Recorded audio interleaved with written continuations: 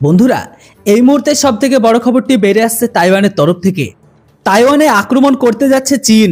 উত্তেজনার মাঝে সীমান্ত পার করল চীনের 8টি যুদ্ধবিমান। নিজের কর্মকাণ্ড থেকে কিছুতেই সরাতে নারাজ চীন। চীনের যুদ্ধবিমান তাইওয়ান প্রণালীর মধ্যরেখা অতিক্রম করে দিয়েছে।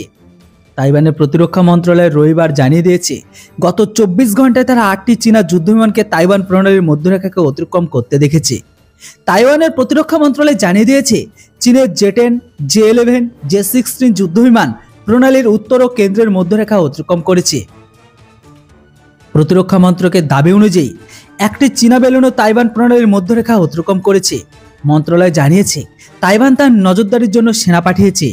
মন্ত্রণালয়ের কথা অনুসারে চীনা বেলুনটি শনিবার সকাল মধ্যরেখা অতিক্রম করে প্রায় 20,000 ফুট উচ্চতায় উত্তর তাইওয়ানের বন্দরে শহর কিলুং থেকে 97 নটিক্যাল মাইল উত্তর পশ্চিমে দেখা গেছে।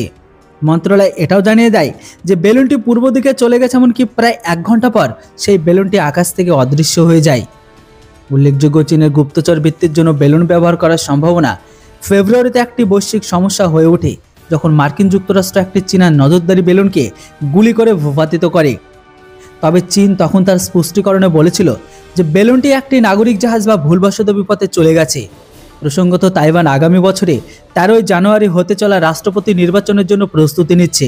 এমন পরিস্থিতিতে চীন এই ধরনের কার্য বাড়িয়ে দিয়েছে। তাইওয়ানের প্রথম থেকে আশঙ্কা যে নির্বাচনকে প্রভাবিত করতে বেজিং এমন কর্মকাণ্ড করতে পারে। দুই দেশের বিরোধ নিয়ে কথা বলতে গেলে চীন দাবি করে যে তাইওয়ান তার একটি অংশ, যেটি একদিন আবার চীনের অংশ হবে।